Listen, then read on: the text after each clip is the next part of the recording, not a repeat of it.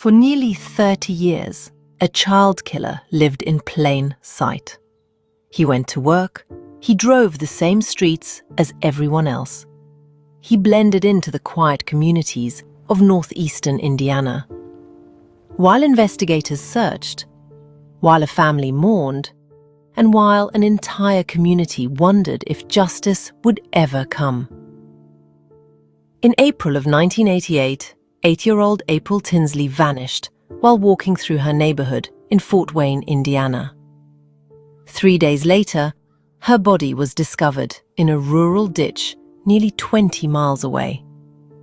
Despite one of the largest investigations in the area's history, detectives had no suspect. No eyewitness who could identify the killer. No confession. Only a few pieces of evidence, and one DNA profile belonging to a man with no name. As the years passed, the case grew colder. Detectives retired. Witnesses moved away.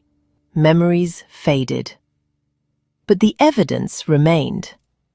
Then, in 2018, everything changed. A revolutionary investigative technique known as genetic genealogy allowed detectives to do something that had never been possible before. Instead of searching for the killer, they searched for his family. One distant DNA match, one carefully constructed family tree, and 30 years of unanswered questions finally came to an end. This is the story of April Tinsley, a little girl whose life was taken far too soon, and the science that ensured her killer could never hide forever. This is genetic justice. Before this became one of America's most important genetic genealogy cases, before investigators spent nearly 30 years searching for a killer, there was simply a little girl named April Marie Tinsley. April was 8 years old. She lived in Fort Wayne, Indiana, with her loving family, and was like many children growing up in the late 1980s. She loved riding her bicycle, playing outside with neighborhood friends, and enjoying the freedom that many children experienced in quiet Midwestern communities. Fort Wayne was considered a safe place to raise a family. Children walked to friends' houses. Neighbors knew one another. Parents rarely imagined that evil could be hiding just around the corner. On the afternoon of Friday, April 1st, 1988, April left home for what should have been a short walk to visit a friend's house only a few blocks away. It was a familiar route, one she had traveled before. Nothing seemed unusual. But somewhere along that short walk, April vanished. When she didn't return home, her family immediately knew something was terribly wrong. Within hours, worried neighbors joined police officers, firefighters, and volunteers, searching streets, parks, fields, and neighborhoods throughout Fort Wayne. As darkness fell, hope slowly gave way to fear. No one knew that the community had just become the center of one of Indiana's most heartbreaking unsolved murder cases. The discovery of April Tinsley's body transformed the missing child investigation into a homicide case. Within hours, detectives from multiple law enforcement agencies arrived at the scene. Crime scene investigators carefully photographed every detail, every footprint, every tire impression, every piece of physical evidence. Nothing was considered too small. Detectives knew that somewhere within the evidence lay the identity of the person responsible. The challenge was finding it. Investigators worked around the clock. Hundreds of interviews were conducted. Neighbors were questioned. Friends and family members were interviewed. Anyone who might have seen something unusual on April 1st became part of the investigation. Police followed every lead they received. Tips poured in from across Indiana. Some sounded promising. Most led nowhere. As the days turned into weeks, investigators searched for anyone with a history of violent crimes against children. Known offenders were questioned. Alibis were checked. Search warrants were executed. Still, no suspect emerged. But detectives did have something incredibly important: forensic evidence. Using the technology available in 1988, investigators recovered biological evidence left behind by the killer. Scientists were able to preserve that evidence, knowing it might one day reveal the identity of the person responsible. At the time, however, DNA profiling was still in its infancy. The tools investigators have today simply didn't exist. There were no public genealogy databases, no sophisticated DNA comparison software, no way to trace distant relatives through shared genetic markers. Detectives had a DNA profile, but they had no name to attach to it. The investigation gradually slowed. Months passed, then years. New cases demanded attention. Detectives retired. New investigators inherited shelves filled with reports, photographs, interview transcripts, and carefully sealed evidence boxes. Many cold cases eventually fade into history. April Tinsley's never did. Her file remained active. Every few years, advances in forensic science prompted investigators to reopen the evidence, hoping that new technology could reveal what had once been impossible to see. Then, something happened that changed the investigation in an entirely different way. The person responsible for April's murder began contacting the community. Instead of disappearing into history, the killer wanted everyone to know he was still out there. As the investigation entered its second year, hope of finding April's killer began to fade. Detectives had worked tirelessly. The community had searched. Every promising lead had been investigated. Yet the person responsible remained unknown. Then, in 1990, something happened that stunned investigators. A local resident discovered a handwritten note left in a public place. The message appeared to have been written by the person who had murdered April Tinsley. Instead of hiding, the killer wanted attention. The letter taunted law enforcement and included a disturbing threat suggesting another child could become a victim. For detectives, it was a chilling development.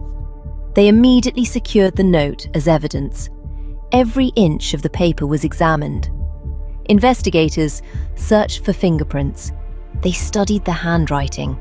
They analyzed the ink, the paper, and every possible clue the writer might have unknowingly left behind. But forensic science had limits. Despite their best efforts, investigators could not identify who had written the letter. The case remained unsolved. News of the message spread quickly. Parents, who had finally begun to feel safe, were once again filled with fear. Children were warned not to walk alone. Neighborhood watch groups expanded. Simple routines changed overnight.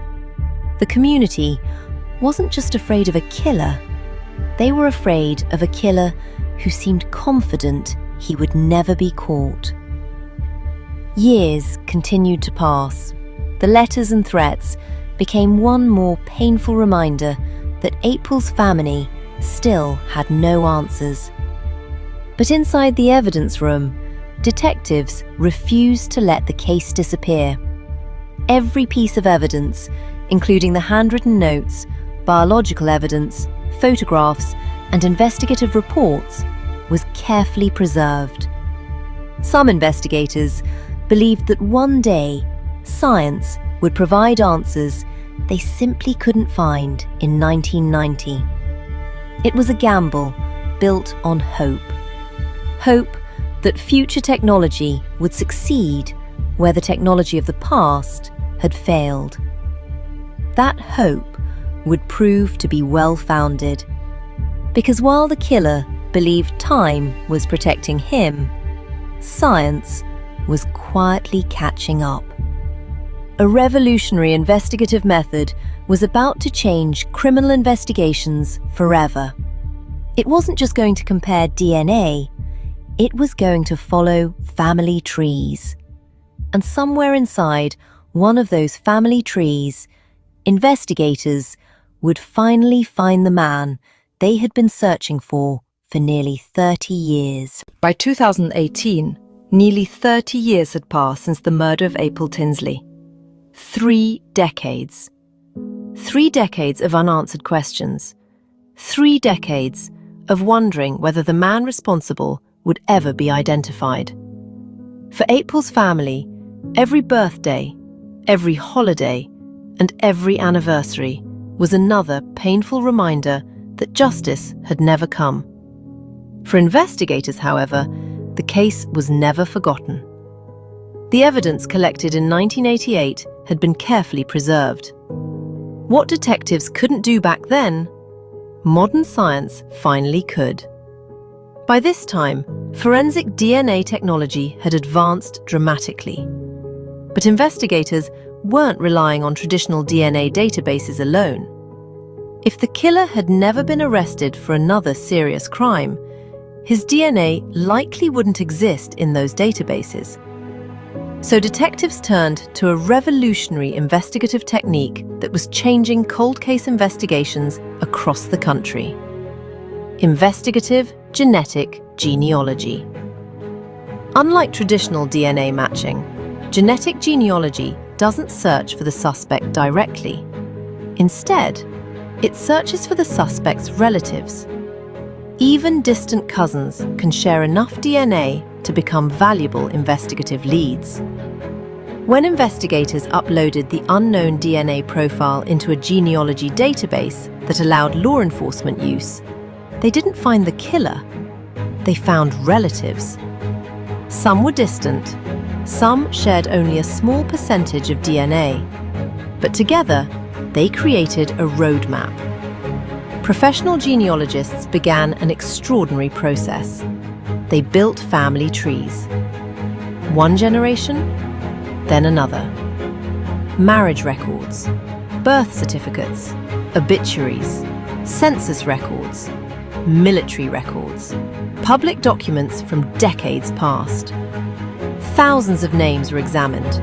Entire family branches were traced forward through time. Slowly, investigators began eliminating people who couldn't possibly be the suspect. Women were ruled out, children were ruled out, people living in other states were ruled out. The family tree became smaller, then smaller still. Eventually, one branch of the tree led detectives to a man living in Grable, Indiana. His name, John D. Miller. Remarkably, Miller had spent nearly 30 years living only a short distance from where April had disappeared. To neighbors, he appeared ordinary. He had blended into everyday life while carrying a secret no one suspected. But genealogy alone wasn't enough. Investigators needed definitive proof. They needed Miller's DNA. Without revealing that he was under investigation, detectives quietly began watching him. They waited patiently. Eventually, Miller discarded an item containing his DNA in a public place. Investigators legally recovered it and rushed it to the laboratory. Scientists compared the sample to the biological evidence preserved from April's murder. The results were unmistakable. It was an exact match. After 30 years, the evidence finally had a name. On July 15, 2018, detectives arrested John D. Miller at his home. The man investigators had searched for across 3 decades had finally been found. Not because someone recognized his face, but because science followed his family tree. It was one of the most significant victories for investigative genetic genealogy at the time, and demonstrated that even the oldest cold cases could still be solved when evidence is preserved and technology continues to advance. For April's family, the phone call they had waited 30 years to receive had finally arrived. Her killer had been found. Justice was no longer just a hope. It was finally within reach. On July 15, 2018, nearly 30 years after April Tinsley was taken from her family, the search was finally over. John D. Miller was arrested at his home in Grable, Indiana, without incident. For the detectives who had dedicated years of their careers to the case, it was a moment many had wondered if they would ever see.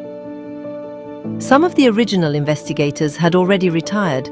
Others had passed the case to a new generation of detectives, trusting they would continue the search. They never gave up, and neither did the evidence. During questioning, Miller admitted responsibility for April's murder. The DNA evidence, combined with the years of investigative work, left little doubt about who had committed the crime. For April's family, the news brought emotions that were difficult to describe.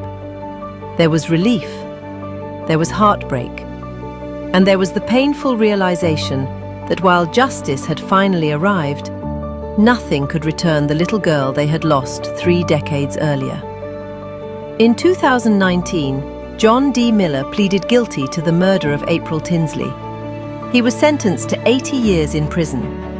It was a sentence that ensured he would spend the rest of his life behind bars.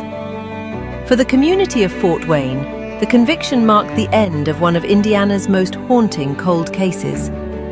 But April's story didn't end in a courtroom. Her case became something much bigger.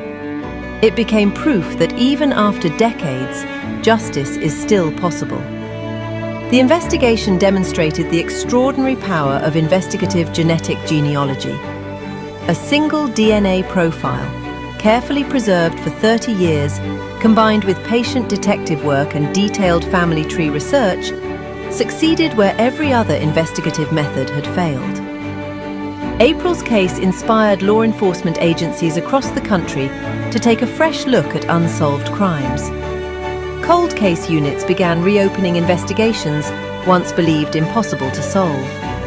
Evidence stored for decades was tested again using modern forensic techniques. Families who had almost lost hope started receiving long-awaited answers. Some learned the identity of a loved one's killer. Others finally discovered the names of unidentified victims. And in some cases, DNA evidence even helped clear innocent people who had been wrongfully convicted. Today, investigative genetic genealogy continues to reshape criminal investigations across the United States. Every year, more cold cases are solved. Every year, more families receive answers. Every year, science speaks for victims who no longer can. April Tinsley's story is a reminder that time does not erase the truth. Evidence may sit quietly inside an evidence locker for years, but it never stops waiting. Waiting for the day science catches up. Waiting for the detective who refuses to quit. Waiting for justice. As we remember April today, we remember more than a tragic crime. We remember an 8-year-old girl whose life mattered. A daughter, a friend, a child who deserved to grow up. Her memory lives on, not only through the love of her family, but through every cold case solved because investigators believed that answers were still possible. At Genetic Justice, those are the stories we are committed to telling. The stories where science uncovers the truth, where family trees reveal hidden identities, and where victims, no matter how many years have passed, are never forgotten. Because justice may be delayed, but with determination, compassion, and the power of DNA, justice can still prevail. Thank you for watching. If you believe every victim deserves to be remembered, and every family deserves answers. Subscribe to Genetic Justice for more true stories of cold cases solved through forensic DNA and investigative genetic genealogy. Until next time, remember this: DNA doesn't forget, and neither do the people searching for the truth.